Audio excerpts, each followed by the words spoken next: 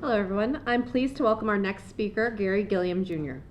Garry is a visionary leader and serial entrepreneur dedicated to transforming communities through innovative projects like the Bridge Eco Village, a sustainable development focused on housing, education, and entrepreneurship.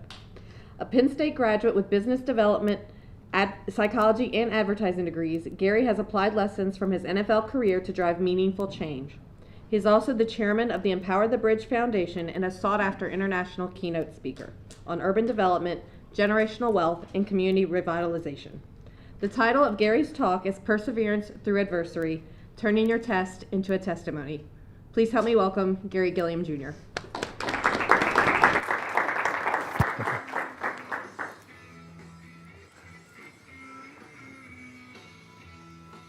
Not very loud. Can you guys turn that up? Is that possible? I got you. That makes sense. First points today from Hauschka. And they're going to fake it. Ryan going to throw it for the touchdown. Seattle back in it. Garry Gilliam. I am Garry Gilliam. My dreams can come true. I am Garry Gilliam. I am Garry Gilliam. You work really hard. I know. Work really hard. I am Garry Gilliam. I am Garry Gilliam. I will never quit. I am Garry Gilliam. I'm Garry Gilliam. Appreciate you guys' patience. You know, a lot juggling virtual, in-person presentations, all the things. So I appreciate you guys' patience. Today I will be talking to you about perseverance through adversity, a little bit about my development company, my nonprofit, but mostly about the journey that led there, the lived experiences that generated the ideas. I'll first start by telling you a brief overview of what I do, and then I'm gonna share my life story so you can kind of see where each of the different pieces came from along the way. So I'm a real estate developer, founder and CEO of the Bridge Eco Village, a real estate development company that acquires dilapidated old properties like schools, malls, shopping centers, and we convert them into mixed-use developments that we call eco villages. They have spaces to work, eat, live, learn, and play. So office spaces, co-working spaces, maker spaces, much like in this building, eat opportunities, so restaurants, farming, agriculture by way of aquaponics, hydroponics, so being able to grow food year-round in a controlled environment. Live is housing. This is affordable housing, senior housing, veteran housing, and just everyday market rate housing too. So a true village, everybody can live on site. The Learn branch is a separate entity. That's our nonprofit. I'll come back to that one. And then the Play branch, providing outlets within a community. So the schools and the buildings that we're targeting are oftentimes in neighborhoods that have low homeowner occupied rates. They're considered food deserts. The crime index is high. The obesity and overweight levels are high, right? So we're finding areas where the issues are the worst and looking to provide strategic solutions, first by creating spaces, and then second by providing the programs. So our real estate development company acquires the properties and stabilizes them, and our nonprofit partners with local organizations to establish the programmatic activities that promote self-sufficiency. You can't just build an office space and think that good businesses are going to come out of it. You've got to teach people how to start businesses, how to put together pitch decks, how to attract non-predatory funds, so on and so forth. We don't just look to give people food, but we want to empower you to grow your own food. So also the same 5 branches, work, eat, live, learn, and play in our foundation, but again, based on education. So not just giving you food, but teaching you how to grow food, how to compost. Live itself, we don't want you living at a Bridge location forever. We actually want you to go own a home. So home buyer seminars, credit repair, we want to get you prepped and ready to go own a home and lay the foundation for true generational wealth. Learn itself, I've met a lot of broke athletes, haven't met very many broke plumbers, right? So we want to make sure people understand that the skills pay the bills. As a former professional athlete, I will not go home and promote athletics. I want people to look at themselves in a more broad way, in a more holistic way. And then the Play branch itself, not just providing outlets, concerts, electric go-karts, but teaching people how to utilize those outlets to help their mental health, right? So yoga, meditation, mental health resources, the like. So a pretty holistic, all-inclusive plan. And the two entities, when they work together, if you toss the Bridge model into the middle of a desert somewhere, a sustainable city will populate around it. And sustainability at the Bridge doesn't just mean solar panels, water collection. but sustainability is about longevity, right? Establishing things now that will last, hopefully in perpetuity, right? Establishing systems. And our system, first, the system that we're combating is called systemic oppression, but the only way you can combat and dismantle a system is with another system. So our system is called systemic empowerment. So, to the story. Where did this all come from? So I'm from Harrisburg, Pennsylvania. Harrisburg, unfortunately, doesn't have high homeowner occupied rates. It is a food desert. The crime index is increasing. Overweight and obesity levels are high, right? All those things, all the issues that I spoke about before actually came from Harrisburg, right? It was a great model to use as the foundational elements of the key impact measures that we're looking for in the communities that we want to be in. Unfortunately, Harrisburg has been that way for a long time. My mom is from Harrisburg. My family's from Harrisburg. My mom is actually the youngest of 9 kids. And the situation for the family was so tough back then. They actually lived in an abandoned row home where they would steal electricity from the neighbors. They all lived in one room with a kerosene heater. My mom had to wipe soot from her nose on her way to school, like that type of situation. Oftentimes they would lean on armed robberies to try and make ends meet, just in survival mode. And my mom, though, she taught me a couple things growing up. One was how to fight. Mom's what she calls a bullier of bullies. And growing up, whenever she saw somebody getting picked on, she would beat up the bully, right? 5'11", an athlete herself, hated to see people getting picked on. So she actually ended up fighting so often that she got kicked out of school indefinitely in 9th grade. So never had a chance to graduate from high school. Actually, at this point, no one in my family had ever graduated from high school. So mom taught me how to fight, to be a bullier of bullies. Anytime I saw somebody getting picked on, I was to handle the situation. And if for nobody else, it was for my older brother, Victor, who was actually born with a pretty serious heart condition called tetraphthallo. Essentially, his heart was wired the wrong way, had to have a bunch of open heart surgeries. They saved his life. But in one of those surgeries, he did pass away. They brought him back.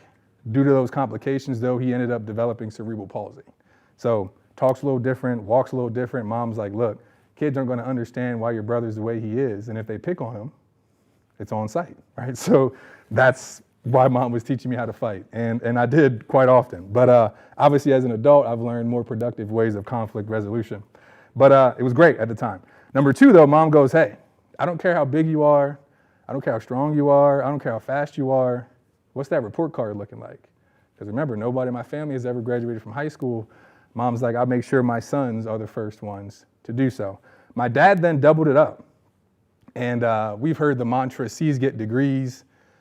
Well, in my family was A's get you paid, right? So every A that I got paid, even from elementary school. In elementary school, every A on my report card was $5 an A. And I had 12 classes.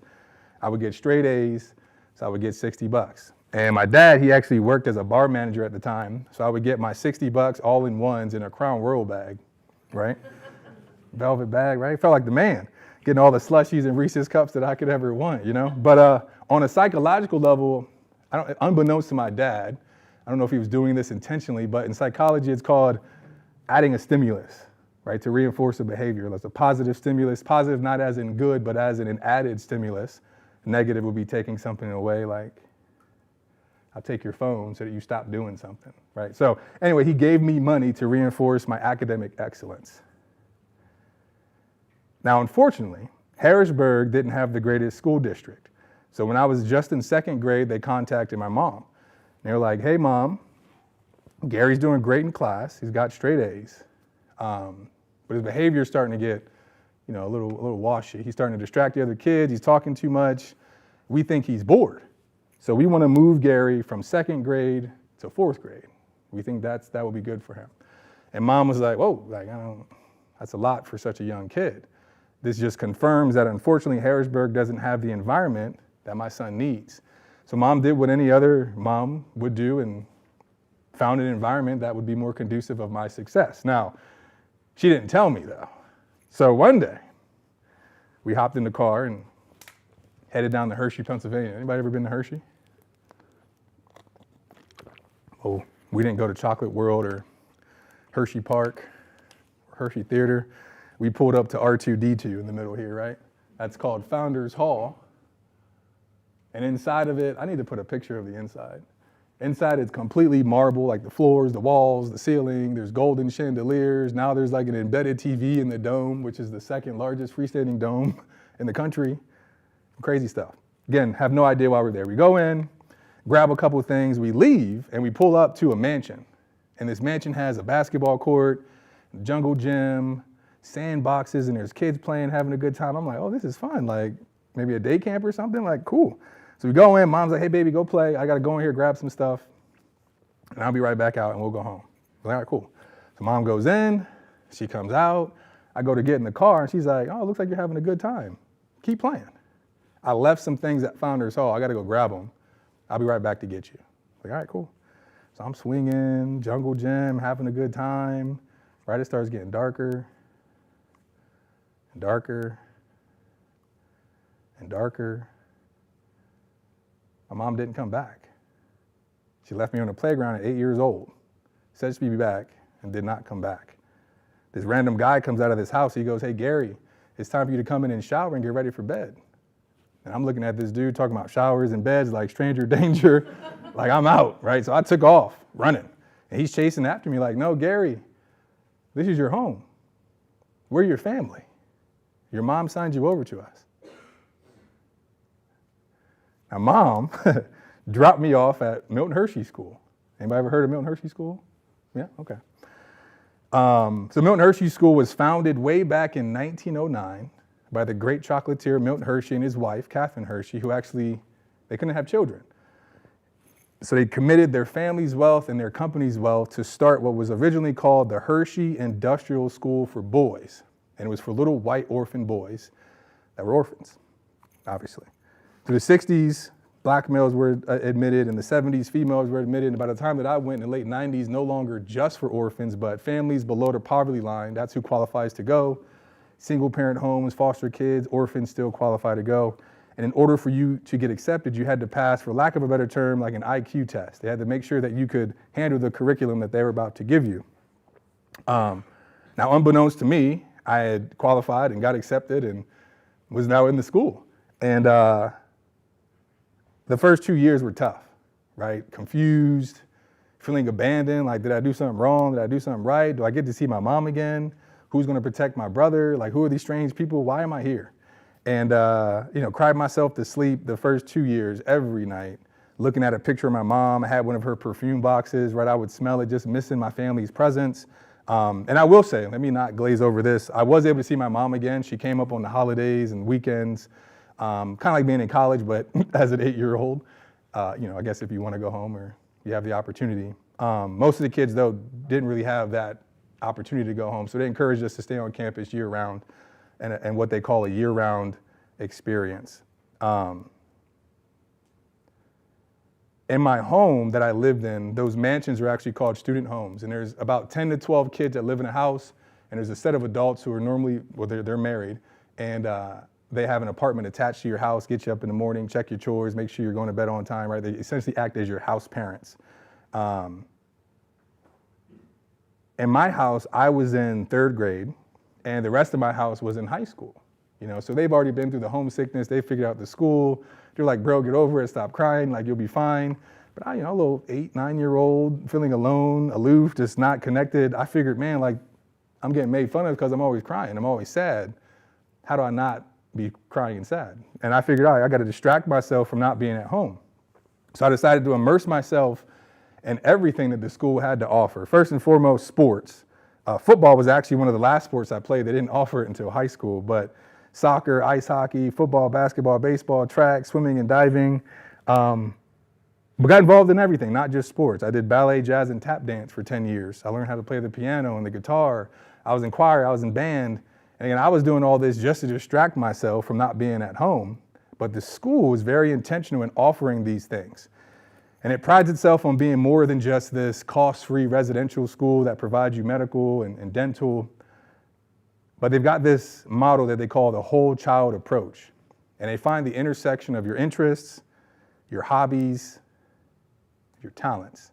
And they teach you how to monetize them through what they call a career exploration program. Now, this whole child approach has 4 pillars. It's mind, body, spirit, and community. And on our basketball team, we called it the whole man concept. Essentially, look, you're more than just an athlete. You need to be a well-rounded individual, whether you're an athlete or not. So mind was about academic excellence. In the school itself, it goes A, B, C, F. There are no Ds. As an athlete, if you don't always have at least a C at all times, then you don't get to represent the school. They don't care who you are or how good you are. So that's mind. Body, long story short, they made sure we understood that our inputs dictate our outputs. Right? You got to eat right, drink right, sleep right, listen to the right things, read the right things, and you'll produce what it is you want to produce. All right, so mind, body, spirit. Every kid at the school has gone through these adverse childhood experiences, right? Whether they've seen their parents selling drugs, selling themselves, being shot and killed, myself included, seeing crazy stuff growing up. The school was like, look, you got to talk to somebody, right? So they normalized therapy. Taught us about anger management, right? How to gear that energy toward more productive things, Tai Chi, meditation, allowed us to explore our different wisdom traditions. I was actually a Sunday school teacher in high school myself. I got to teach the younger kids about my faith, a very crucial portion of the whole child approach, the spirit aspect. So mind, body, spirit, and then my favorite, community. And community meant more than just, gardens and picking up trash, giving backpacks, albeit all important, but this was more about being a servant leader and really establishing things, as I said before, that can last generations in perpetuity. Much like the leaders of the school and the founders of the school, could you think in that way to plant a seed today that you actually may never benefit from the shade of that tree nor its fruit? Right? Are you selfless enough in that way to establish things now that future generations may need? So that was the whole child approach, mind, body, spirit, community. That was the culture of the school. Once you hit high school, it went back to its trade roots, and we all had to choose a different trade. These career exploration pathways, things like carpentry, automotive, architecture, business, agriculture, culinary arts, graphic design, video production, drama. And in order for you to get your diploma, you had to be nationally certified in your trade. So myself, I actually wanted to be an astronaut my whole life. Definitely a nerd trapped in an athlete's body. And unfortunately got too big to be an astronaut, oddly enough. So figured if I can't travel to these distant worlds, then maybe I can create them. And what I meant by that is I wanted to be a video game designer, right? So my trades were graphic design and video production, got certified in Photoshop, Illustrator, InDesign, Final Cut Pro, so on and so forth. Obviously never became an astronaut or a video game designer, but those skills do hold a lot of value today. And for example, the school was set up that way because Milton Hershey, at least as I quantify it, in the deed says the skills pay the bills, right? So when you leave here, again, you'll be able to monetize what it is we teach you out in the real world. 4 things you need to get your diploma: national certification in your trade. You had to have above a C average. You had to have your driver's license, and you had to pass a swimming test. Like, that included but was not limited to you treading water for 5 minutes straight, which was, tough. But once you did that, it unlocked and qualified you for what the school calls the continuing education scholarship, which meant no matter what college, university, or trade school you get accepted to, the school would pay for all of it, except for $2,000. So you get accepted to Harvard, we got you. All right, so I'm at the school like, whoa, this is a great model, a great school. In 5th grade, mom's like, hey, baby, we saved up some money. We're not in a tough situation anymore. Do you want to come home? And I was like, no, I'm good. Like, my education is much more important than your tears. Like, I don't think you're going to pay for college, Mom. So I'll see you on the backside of this thing. But I had some questions. One was, where are the rest of these campuses? Like, why is there one in the middle of Pennsylvania? And 2, and moreover, where are the other towns like Hershey? Like, where's Coca-Cola's town? And where's McDonald's town? Elon Musk and Jeff Bezos, I think they're starting to percolate, but where's your town at? Because Milton Hershey realized long ago it wasn't just about creating jobs, right, this chocolate factory, but he realized it was about creating an entire ecosystem for his workers. Places to work, eat, live, learn, and play. Hershey Park, Hershey Theater, Penn State Hershey Medical Center. He built homes, provided jobs. And what it's yielded to this day when we talk about community economic development, comprehensive planning, Hershey's got some of the highest property values in our state. It's got some of the lowest cancer rates in our state. It's got one of the highest graduation rates of a public high school in our state. It's an international destination, a global brand, and what I'm most proud of, Milton Hershey School itself has one of, in some years, the largest educational endowment in the world. Beyond Harvard, beyond Yale, is Milton Hershey School, right? So when we talk about people, planet, profit, philanthropy, perpetuity, this legacy we hear about, Milton Hershey and his wife laid the blueprint in 1909. So why aren't these other companies and corporations investing intentionally into the infrastructure and, more importantly, the education of the communities that they operate in? Because it pays. So those are my two questions. I graduated from Milton Hershey School. I did not use my continuing education scholarship. I had earned academic scholarships to go to Stanford, Harvard, Yale, athletic scholarships to play football, basketball, baseball, Alabama, Clemson, you name it, I could have went. But I had 3 requirements of where I wanted to go. 1, I wanted to be fairly close to home. Right? My family's broke and they can't be flying to California to see me play because they don't have the money. 2, I want a chance to make it to the NFL. So as much as I might want to go to Princeton or Harvard, they're not churning out NFL players. And if I'm going to commit my body and my time to this game, I want to get paid for it one day. This is before the NIL. And third, though, and most importantly, I need my degree to mean something, right? So I can't go to a university where they're just pushing the athletes through class, they're all taking kinesiology, right? I'm definitely not going somewhere like Ohio State. Yeah. So I came here to the greatest university in the land, of course, Penn State. And Joe Paterno was our coach at the time. And Joe had this thing he called the grand experiment. He was coach here for 60 years, so I don't know if it was much of an experiment, more of a case study about how the university would attract not only the top athletes in the nation and come tear you up on the football field, be a top 25 program every year, but we'd also graduate over 90% of our athletes. We'd be academic All-Americans, academic All-Big Ten players, right? This is a program where they check classes every day. No matter how big the lecture hall was, we stick out. And if you're not in class, you don't get to practice. And if you're not practicing, you're definitely not playing. I don't care how good you are, you're gonna get that degree. Well, that sounded a lot like the whole man concept, the whole child approach. So of course, I came here to Penn State. And while at Penn State, I triple majored in business, PR and advertising, and psychology, and I finished my degrees in 4.5 years while playing football. Well, they were paying for it, so why not? And that was the standard. Now, don't get me wrong, I did have some extra time, right? My redshirt freshman year, I'm trucking people, catching passes. Got a whole fan section called Gilliam's Island. We have D1 football player. Life is going to be good. Then I got hurt. Actually, it was the week after this game. This was in Iowa. Was it October 2nd, 2010? I blew my knee out, like my whole knee. ACL, MCL, meniscus, patella. Had 3 bone bruises because of how my knee had hyperextended. It was supposed to just be 2 surgeries, one to fix the MCL, the meniscus, patella, let that heal up, and then they were going to do the ACL. Now, unfortunately, in between those 2 surgeries, I actually developed a staph infection inside my bone marrow. So now not only was my career on the line, my life. And I remember one time in particular being in the emergency room, and the nurse comes out and she's like, "Hey, seems like you haven't slept in a few days, Gary. It's going to help you heal. You should get some sleep." And I was like, well, yeah, that sounds good, but like my body's trying to kill me. Like I am in extreme pain and nothing you guys are giving me is working. She's like, all right, I think I got something for you. All right, so she leaves, she comes back with some paperwork to fill out. She's like, look, this medication is super potent.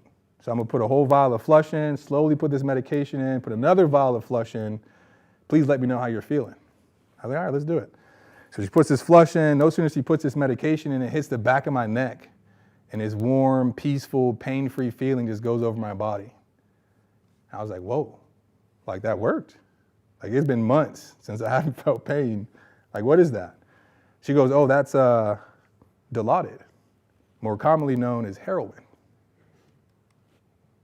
Then they prescribed me 3 bottles of it at once. And it's pill version. I'm supposed to take 1 pill every 12 hours to manage pain. There's times where I'm taking 3 or 4 at once, right? Not to get high, but literally just so I could sleep. It had gotten to the point where I wasn't able to sleep because I was in so much pain, tired in the morning, missing rehab, missing class, grades are starting to slip. First time in my life, grades slipping, missing, like just not feeling like a whole man. waking up in the middle of the night, heart racing, full of sweat, for all I know, on the brink of an overdose, trying to sleep, right? Might have not ever woke up. And it got to the point where I was thinking like, man, I don't know if I want to play football anymore. Like, I feel like football is what's making me not be a whole man, right? It physically hurt me, and now I'm not doing class. My spirit is down. I'm not investing in my community. I actually don't need to be playing football to be in college. Like, I have many scholarships. Like, I don't have to be playing in the grass to be, here. So I called back to Milton Hershey School. And I called back she would have been considered my boss when I was a Sunday school teacher. She was the leader of our religious programs, and she was also the wife of our athletic director. So we had a great relationship, pretty much like a second mom to me. I needed somebody to talk to. So I called her. And no sooner she picked up the phone, I just broke down crying, with the woe is me. I don't want to carry this burden anymore. I've been a man of God. I've been a whole man. Like, why? Like, I don't want to do this. I want to leave. I'm done.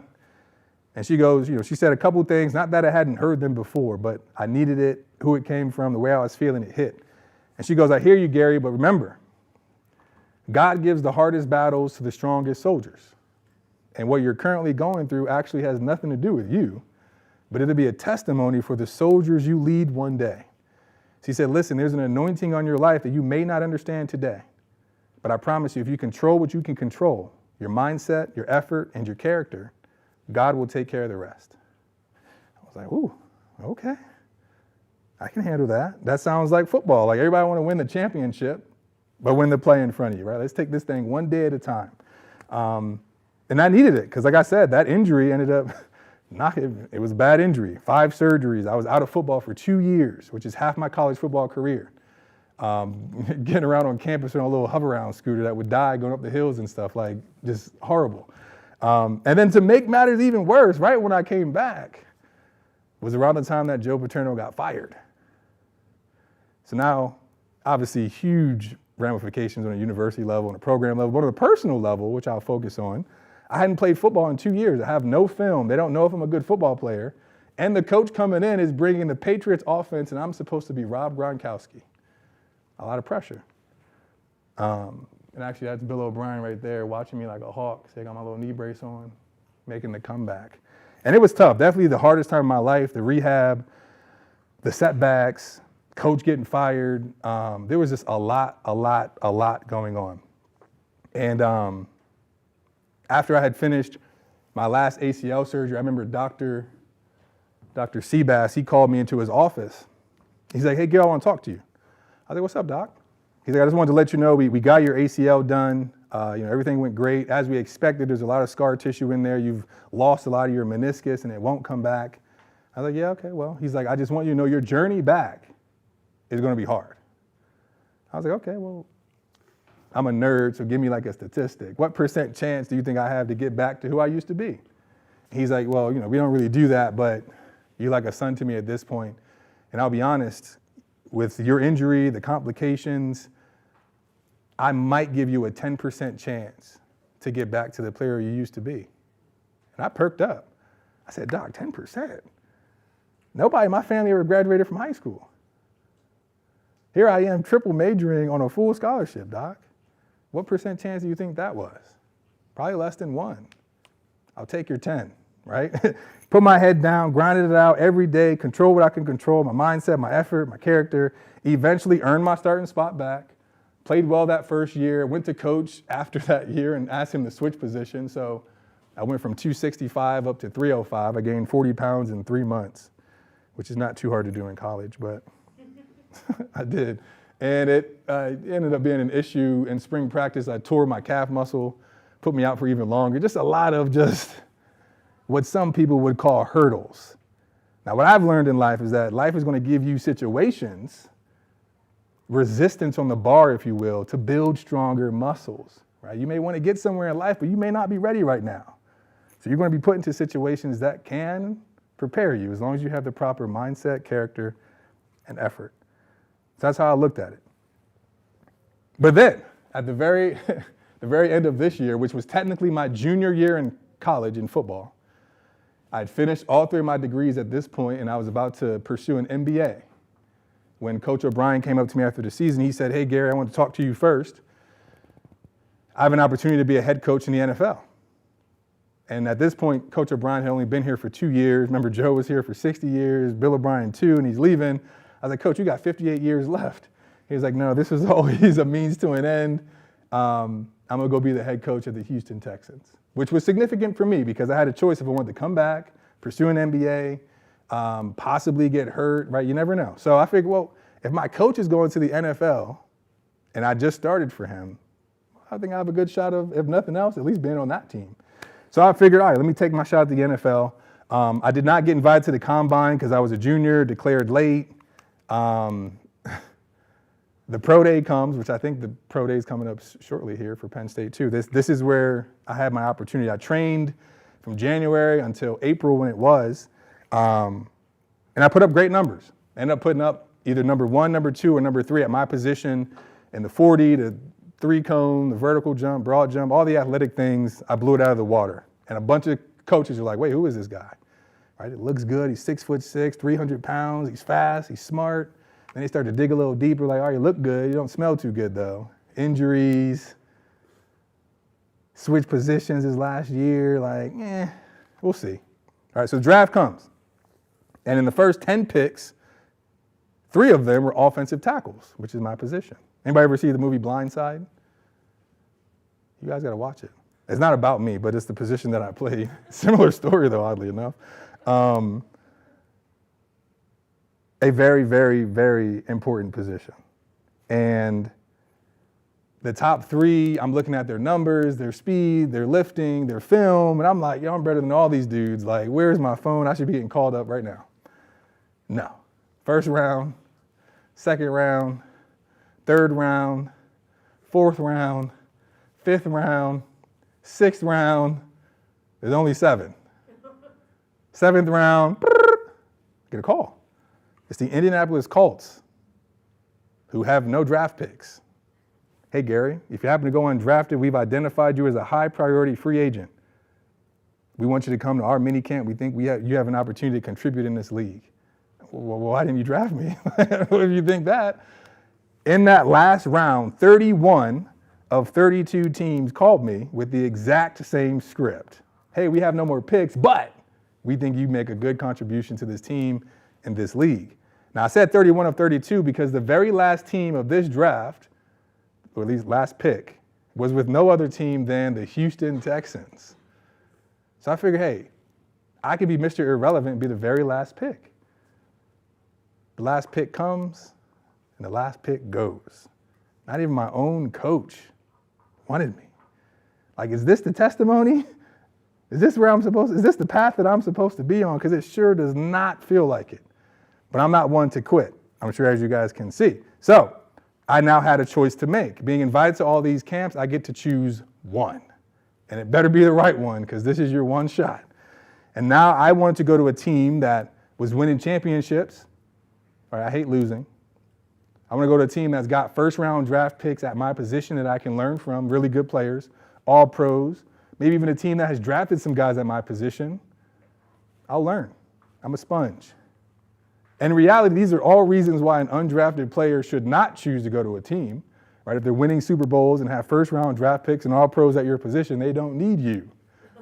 Right? So my family all has their opinions about where they think I should go. My brother's like, yo, go to the Steelers. My dad's like, go to the Cowboys. Mom's like, hey, baby, I love the Panthers colors. You should go play for them. Then mom's like, you know what? Go wherever. Just please don't go to Seattle. I was like, well, why not? And mom loves cold case files, right? So mom's like, look, you can't go to Seattle because that's where all the serial killers are from. It's like, well, Mom, that's where I'm going. Seattle had just won the Super Bowl. They had first-round picks and all pros at my position. They actually drafted 3 guys ahead of me in my draft class, a.k.a. we think they're way better than you. Good luck. But that's where I went. And this first picture up here, that's minicamp. Gives me PTSD, like bad day. My job is to block people, right? Protect the quarterback, make a hole for the running back. They would have been better off putting a traffic cone where I was at. It would have blocked better than I did. Like on the ground, tripping, falling, can't get up. Every time I fall, I'm looking at coach. He's scribbling something in his notebook. get this dude out of here. He's trash. Cut him instantly. And I'm like, all right, this might be it. And in the locker room is where you find out if you got cut. There's this guy that they call the Grim Reaper, right? One of the staff members. He's going to come up to you and tap you like, hey, big fella, grab your playbook and go talk to coach. Like, you know what it is. You're done. And so I was like, I got to delay my time of going in the locker room. Like, I mean, you know. So I went up to coach afterwards. I was like, hey, coach, I know I didn't play very well today. But can we work on the things that I didn't do well, which was pretty much everything, even my stance. So we went back to basics. He's like, yeah, I got you. But I think he just wanted to see that, right? He knew I had the potential. He wanted to see if I had the effort, right? He knew I had the character, that I had the mindset, right? So coach worked with me on very basic drills, and I'm thinking this may be my last time ever being able to be in front of a coach like this. Like, let me get some value from it and delay my time going to the locker room. So I finally go in the locker room, and lo and behold, the Grim Reaper is in there, floating. I was like, he's probably waiting for me. So I shower, and I'm at my locker, right, peeking over my shoulder. He walks by, keeps walking. It's like, oh, I get another day. Every day you have a choice. You either get better or you get worse. You never stay the same. So if you get 1% better every day, imagine where you could be in 1 year. So I texted coach. I said, hey, coach, can we go out to practice early tomorrow? I want to work on the same drills. He said, absolutely. I'll see you out there 10 minutes before the whistle. Perfect. So every day before and after practice, I put a little bit of extra work, and I grind a little bit better, got a little bit better, a little bit better. And when it was all said and done, I was still trash as an offensive lineman. But now it's the last cut. And the team has gone from 110 people down to 63. There's 10 more people that are going to get cut. And the way the NFL works is the last cuts, the Grim Reaper will call you on the phone. You don't come in the building on these 3 days. You stay at home. They'll call you and tell you to bring your playbook in and you're cut. So obviously your whole family, if you have a family member who's possibly going to make it to the NFL, what are you going to do? You're going to call them. Hey, did you make it? Every time my phone rings, my heart drops. Like, it's Mom. How's it going? Mom, stop calling me. No news is good news, right? So when it was all said and done, young G from Harrisburg, Pennsylvania, went to Milton Hershey School that only ever had one other NFL player in like the 70s, Joe Sensor, which is crazy.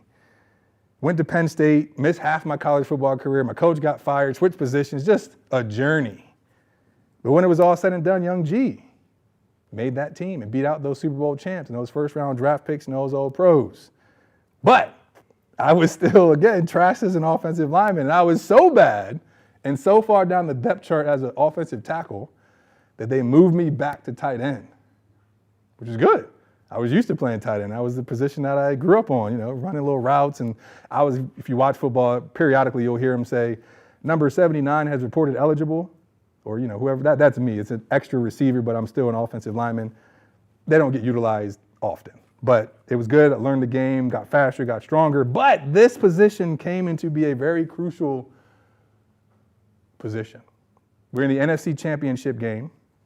Again, the team had just won the Super Bowl, right? Can we get back? Can we do it again? Can we repeat? We're in the NFC Championship game playing the Packers, and we're getting destroyed 16-0 late in the third quarter. Not somewhere you want to be with Aaron Rodgers and the Packers at the time. Yeah, I digress. It wasn't going well. And I was always locked in, certain parts of the field, I would get ready to go in for field goal or for short yardage. I had a very unique role. Only a couple plays were mine, but they were mine. I was going to own them. So coach comes up to me on the sideline. He goes, Gil, you ready? I was like, yeah, field goal. He goes, no, Charlie Brown. I was like, Charlie Brown?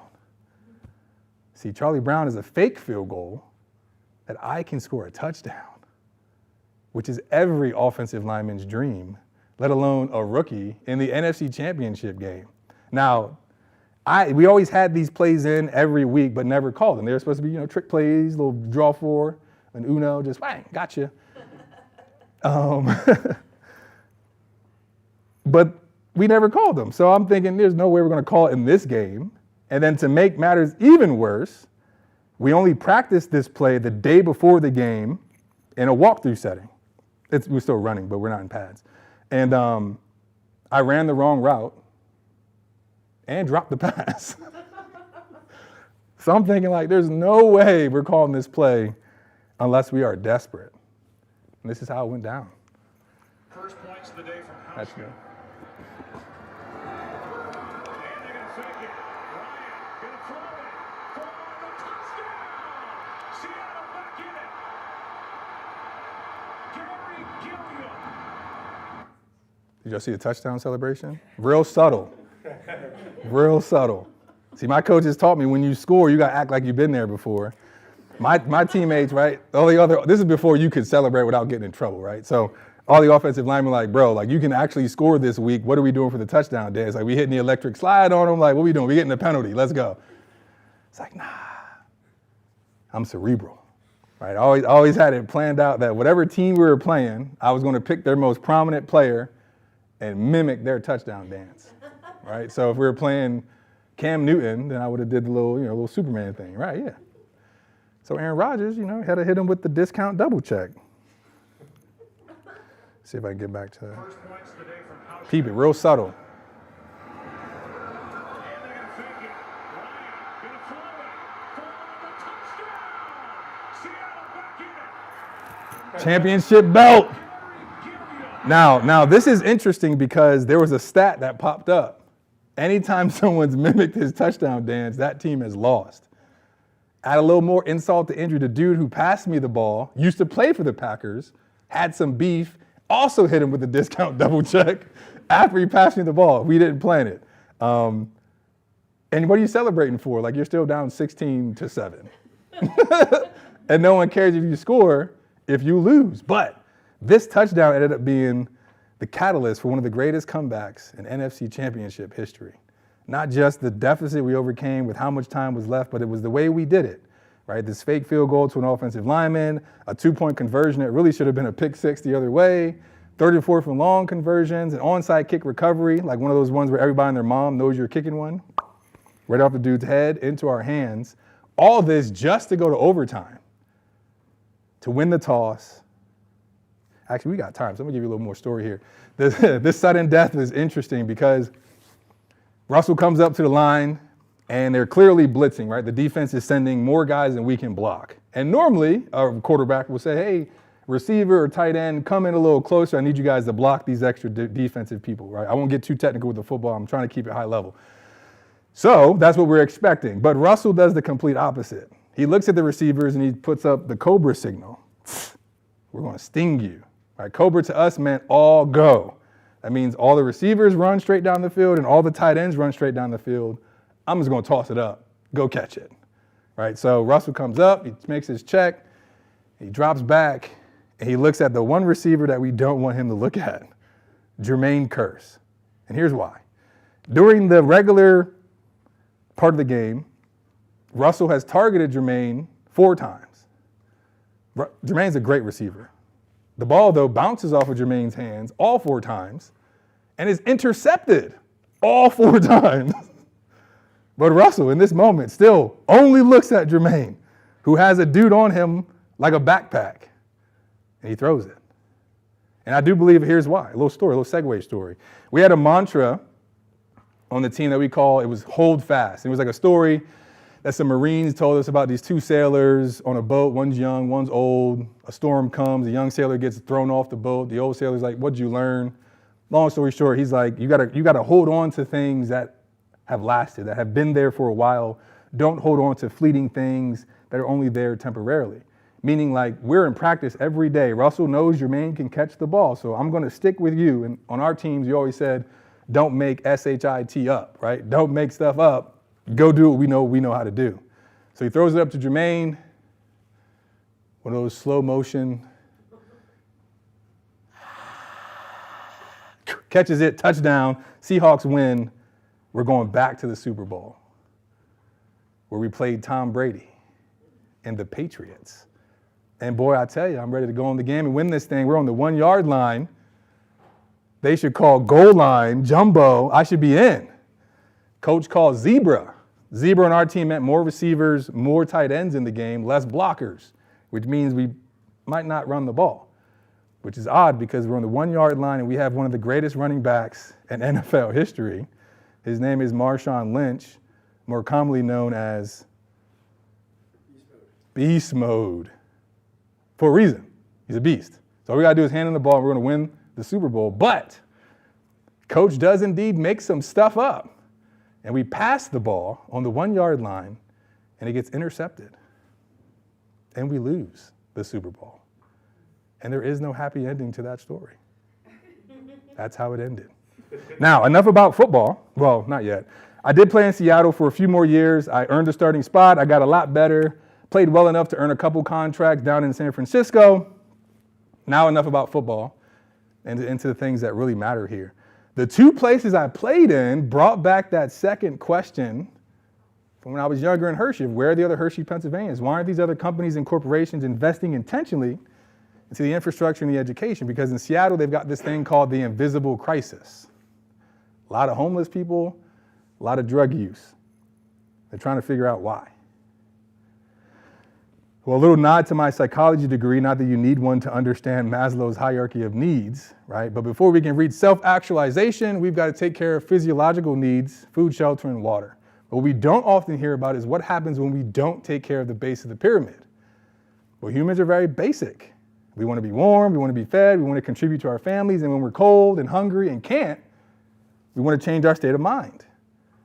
And how do we change our state of mind? Sometimes with drugs and alcohol. Down in San Francisco, if you make below $165,000 a year, you're considered low income. There's no middle class. You can't work where you live and live where you work. And I just told you what happened when people don't have homes. Right? This is Silicon Valley, like PayPal and Seattle and Microsoft and Amazon. Like, how is it possible? And I thought back to all of you who have been in Hershey. Have you ever seen a homeless person in Hershey? Seems like probably a good place to be homeless, right? Well, how? How is that possible? Is it the culture? Is it the policies? Is it the people? The organizations? Is it all of them? I don't care what it is. How do we replicate that and spread it to where it's needed? Well, something I learned here in business school, they taught us identify a point of pain and solve it with a product, a good, or a service. And you'll be a very wealthy individual. The bigger the problem, the bigger the paycheck. Or the more wealthy the individual that you solve a problem for, the bigger the paycheck. Or the more relevant problem you solve for less wealthy individuals, again, the more wealthy you'll be. Point is, solve problems. And to me, what that means is if you have a complaint, you have a career. So I had all these questions. The final question, though, was when an NFL player does make it to the NFL and decide to go back to his hometown, why do they only hold football camps? I can go home and hold the Garry Gilliam football camp and 300 kids would show up instantly, right? And they think if they touch my hand, it's like Space Jam, right? Like they got the juice. But I'll be the first one to look you right in your face and tell you will never make it to the NFL. But please prove me wrong. If I'm the one that told you no and you did, that's great. But I'm gonna make sure you're prepared in the higher likelihood that you won't make it to the NFL. Again, I met a lot of broke athletes, haven't met broke plumbers. But my question wasn't for the communities, it was for the athletes. So again, nerd, trapped in an athlete's body, Penn State, educated athletes, Milton Hershey, educated athletes, NFL, too many dudes from Ohio State. No, thick, dense. I pick things up and put them down, like that's it. So I was like, I gotta have some conversations. So we always had what I call these hot tub kumbayas. Right, we would be in a hot tub to stretch after practice, recover. Most dudes are in there with their headphones on, scrolling on Instagram, looking at chicks. So I'd tap them, hey bro, yeah. What's the last new thing you learned not related to football? They look at me like, bro, what? Like, yo, G, you always want some extra stuff, like, get out of here. I'm like, no, you're over there scrolling on Instagram, looking at chicks, but you can't tell me one new thing you learned, bro. Go Google something or get out the hot tub. Like, I don't want to be around you. Got to the point where dudes would see me in the locker room like, yo, G, did you get in a hot tub yet? I got something I want to share with you. Like, oh. Or dudes would pull me to the side like, yo, that conversation about hertz, how sound waves at 432 hertz can actually adjust the water molecules in your body and help you heal faster. Like, bro, that's valuable. Like, I never knew. Like, yeah. But the main question was this: why are we only going home and doing football camps? And the answer I most oftentimes got was, well, gee, I play football. I don't even pay my own bills. My game checks go into my financial advisor's account. They take care of all my bills and send me a check for my disposable income. I was like, bro, what? You do know 88% of us are bankrupt within just 2 years of being done. You don't think all those dudes have financial advisors? They're taking advantage of them, sir. You need to educate yourself or you'll be also taken advantage of. And maybe you're not, that's okay, but you can at least help the rest of the people coming up after you, right? In our communities, let's pair a football camp with a financial literacy seminar or a trades program, right? Let's expose our communities to more productive things. Maybe the next Albert Einstein is right there, but she doesn't know it because she hasn't been exposed to quantum physics. So what can we do as athletes with our social capital, the networks and the platforms that we have to build that bridge? So with that said, that leads us back to the beginning. If you have a complaint, you have a career, again, through all my lived experiences, throughout my life, the things I was exposed to, the people I met, the programs, the places, all have been quantified into this model. Again, the bridge goes around and we buy schools, malls, shopping centers, which are readily available since the pandemic, and we convert them into mixed-use developments that we have called eco-villages. Our nonprofit then educates you on how to utilize those spaces. This, though, is what's most interesting. We have actually had, for example, like Cleveland, Ohio reached out, hey, we have 19 properties, 12 of them are vacant schools. We'll give you one for $1. We just need someone who develops like you and who looks like you, right? Bridgeport, Connecticut, same thing. What this is, most of these places are where elected officials, owners of properties, developers who have reached out say, hey, we need someone like you who thinks like you and gets things done like you to come in and help us build these things where they need to be built. Right? There's no shortage of opportunities, no shortage of issues across the nation. But remember, if you have a complaint, you have a career. And this is certainly now my career. Now, before we go, I didn't do too bad on time, just a little bit over, right? I see you on here about to hook me. I see you. I'll leave you guys with this. Actually, an advisor of mine, I'll just quantify it like this. She put it this way. She goes, we've done a very poor job of preparing the future for our youth. So we must prepare our youth for the future, right? So in terms of perpetuity, establishing businesses and processes that can build bridges to the future, that is why this is built the way it's built, again, inspired by the model of Hershey, and now spreading throughout the world now. We've got projects in Zambia and Nigeria that we're working on, which is really cool. So if you ever want to reach out to me, here's our website, here's my email. If you want to talk about life, love, the pursuit of happiness, nonprofit work, business work, I'm always down to assist, help, and build, especially for my Penn State folks. So I appreciate you guys. And I'm going to end it with this. We have 3 rules at the bridge. It's stay safe.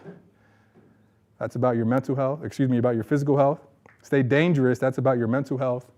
And by all means, let's build, right? That's about a commitment to mission. So I appreciate you guys. Stay safe, stay dangerous, and by all means, let's build.